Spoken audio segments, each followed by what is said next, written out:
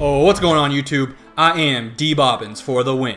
And recently, Black Ops 4 has found itself mired in controversy over its announcement of a post-launch $40 season pass. Obviously, it's incredibly unusual to see COD face backlash from its fans over sales practices. So what's got everyone in a tizzy this time around? Fans have complained about the steep price, all or nothing nature of the purchase, that it splits the community into two halves, that the game will still have microtransactions despite this, and just how outdated this sales model feels when compared to the free post-launch content systems which have been adopted by such popular games as Halo, Overwatch, Fortnite, and now even Battlefield. But I think everyone's being overdramatic. This is actually a great idea. Everyone's just too focused on the negatives without considering any of the potential benefits.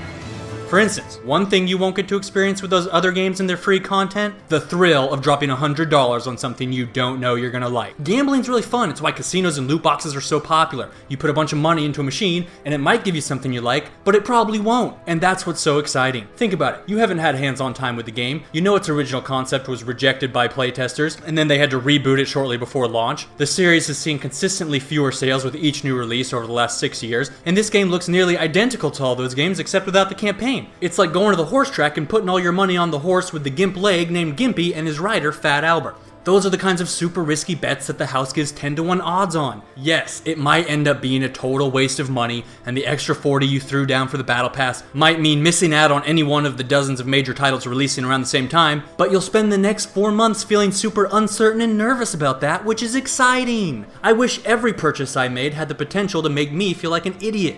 And yes, it splits the community in half, but think about this. Now, when all those cheapskates decide they're bored of the game after the first 2 DLCs, they'll still come back to play the next 2 just to feel like they're getting their money's worth. That means higher playlist populations, because Treyarch was smart enough to give their customers less options and flexibility this time around. Fucking geniuses. Plus, who cares about not getting to play the DLC with your friends who can't afford it when you can lord it over them instead? Anyone who's ever had a sibling before knows there's no better feeling than gloating that you get to play with something that they don't have. I can just imagine the lighthearted shenanigans. Hey Jimmy, wanna come play the latest Zombies map with me? Oh, that's right, you can. Ha ha ha ha, cause your parents are working class. Loser! Now Jimmy might say something like, go fuck yourself, I'll just play the free Battlefield maps, they're better anyways. But just remember, he's full of it. There's no way a bunch of free content is gonna be better than the stuff you paid a shit ton of money for. It's not like we live in some crazy world where Fortnite is more popular than COD's ever been. And Treyarch has been so open and responsive with the community on this issue. After outrage broke out online, the community manager, Rob, posted a thread on Reddit that told everyone he was listening and that he hopes we stick around for dialogue and to be a part of the conversation, which is a completely satisfactory answer for me. I mean, this is exactly what Sony's been saying for years about crossplay between PlayStation and Xbox, and that obviously turned out great.